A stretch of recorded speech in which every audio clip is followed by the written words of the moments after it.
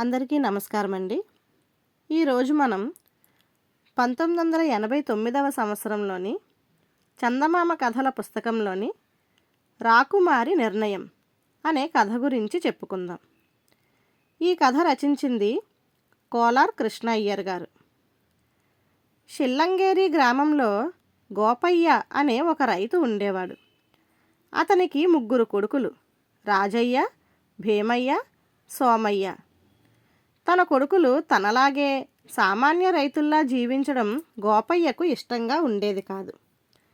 ఆ కారణం వల్ల అతను తన 3 కొడుకులకు తలా 100 బంగారు నాణాలిచ్చి పట్నం వెళ్ళి వ్యాపారమో మరేదైనా చేసి ధనం సంపాదించుకు రమ్మన్నారు. 3 6 నెలలు గడిచాక గ్రామానికి తిరిగి వచ్చారు.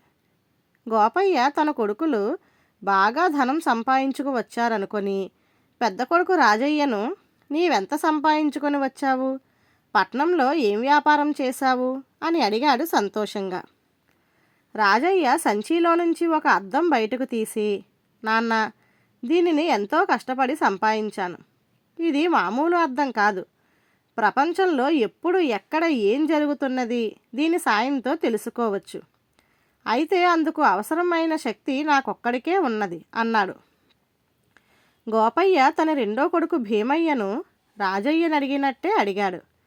భీమయ్య తన పక్కన ఉన్న ఒక పంచకళ్యాణి గుర్రాన్ని తీసి అతనికి చూపి, నాన్న, నేనే గుర్రాన్ని సంపాదించాను. ఇది మామూలు గుర్రం అనుకునేవు. ఇది నన్ను ఎక్కడికి కోరితే అక్కడికి సునాయాసంగా ఒక్క క్షణంలో తీసుకుపోగలదు. ఇది నేలపైనే కాక నీటిపైన ఆకాశంలో కూడా ప్రయాణించగల శక్తి గలది. కానీ ఇది నాకొక్కడికే చెప్పినట్టు చేస్తుంది అన్నాడు. 3వ కొడుకు సోమయ్య నక్షత్రంలా తలతలా మెరుస్తున్న తల వేలి ఉంగరాన్ని తండ్రికి చూపి, నాన్న, ఈ ఉంగరానికి ఒక అద్భుత శక్తి ఉన్నది. ఈ ఉంగరం నన్ను ఇతరుల కళ్ళబడకుండా అదృశ్యంగా నేను కోరిన చోటుకు తీసుకుపోగలదు అని చెప్పాడు. తన కొడుకులు అద్భుత శక్తులు గల వస్తువులను సంపాదించుకు వచ్చినా వాటి ఉపయోగం ఏమిటో గోపయ్యకు అర్థం కాలేదు. ఆయన ఈ సంగతి తన కొడుకులతో చెబుతూ ఉండగా ఆ దేశపు రాజభటులు గ్రామానికి వచ్చి ఒక చాటింపు వేశారు. అదేమిటంటే, వసంతసేన ఆ దేశపు రాజుకు ఏకైక కుమార్తె, అద్భుతమైన సౌందర్యవతి. ఆమె రాజ్యానికి వారసురాలు. ఆమెను కొద్ది రోజుల క్రితం ఒక దుష్టమాంత్రికుడు ఎత్తుకుపోయాడు. ఆమె ఆచూకీ తెలుసుకొని ఆమెను మాంత్రికుడి నుంచి రక్షించి తెచ్చిన వారికి ఆమెనిచ్చి వివాహం చేయడమే కాక రాజపదవిని కూడా ఇస్తారు. ఈ చాటింపు విన్న గోపయ్య కొడుకులు తాము సంపాదించిన అద్భుత వస్తువుల సాయంతో రాకుమార్తెను రక్షించవచ్చని సంతోషించారు. రాజయ్య అద్దం సాయంతో మాంత్రికుడు రాకుమార్తెను ఎక్కడ దాచాడో తెలుసుకున్నాడు. అతడు ఆమెను సముద్రం మధ్యలో ఉన్న ఒక చిన్న ద్వీపంలోని గృహంలో దాచి ఉంచాడు. ఆ గృహాన్ని రకరకాల ఆయుధాలు ధరించిన యమకింకరుల లాంటి వాళ్ళు కాపలా కాస్తున్నారు. భీమయ్య తన గుర్రం పైన తమ్ముడు సోమయ్యను ఎక్కించుకొని ద్వీపంలోని గృహానికి కొంత దూరంలో గుర్రం దిగాడు. సోమయ్య తన ఉంగరం ప్రభావంతో అదృశ్యంగా రాజకుమార్తె ఉన్న గదిలోకి ప్రవేశించి మంత్రదండాన్ని గాలిలో తిప్పుతూ ఆమెను బెదిరిస్తున్న మాంత్రికుడిని సమీపించి ఒక్క కత్తివేటితో అతడి తలను తెగవేశాడు. తరువాత సోమయ్య రాజకుమార్తెతో పాటు గుర్రం దగ్గరకు వచ్చాడు. 3 దాన్ని ఎక్కి ఆకాశ మార్గాన క్షణాల్లో వచ్చి వాళ్ళ ఇంటి ముందు దిగారు.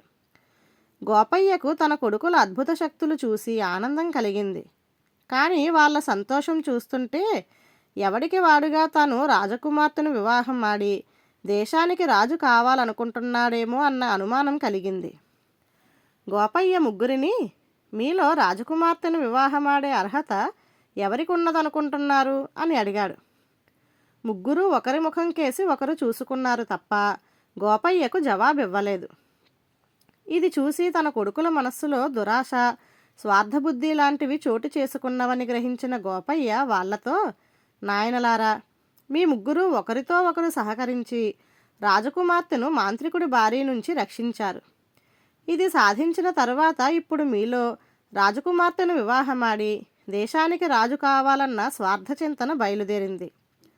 రాజుగారు తన కుమార్తెను మీలో ఎవరికిచ్చి వివాహం చేయమంటారు అని అడిగితే అప్పుడు నేనే అర్హున్నంటే నేనేనని, మీరు ఒకరితో ఒకరు పోట్లాడుకునే ప్రమాదం ఉన్నది.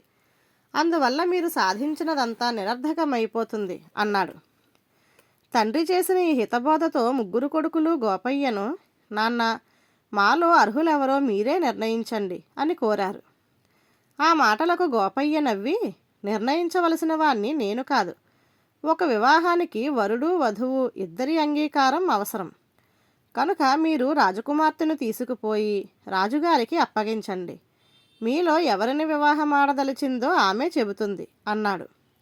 అన్నదమ్ములు ముగ్గురు రాజకుమార్తెను రాజు దగ్గరికి తీసుకుపోయి జరిగింది చెప్పారు. రాజు ఆమెను వారిలో ఎవరిని వివాహమాడకోరుతున్నావని అడిగాడు. రాజకుమార్తె బాగా ఆలోచించి, నాన్న, ఈ ముగ్గురిలో జ్యేష్ఠుడు రాజయ్య. అందువల్ల అతడికి ప్రథమంగా వివాహం జరగడం ధర్మం. అంతేకాక అతడి అద్భుత శక్తిగల అద్దం వల్లనే నేనెక్కడ బంధిరాలనై ఉన్నది తెలిసింది. అది తెలియకపోతే మిగతా ఇద్దరి గుర్రం ఉంగరం శక్తులు వృధా. అందుచేత రాజయ్యను వివాహమాడదలిచాను.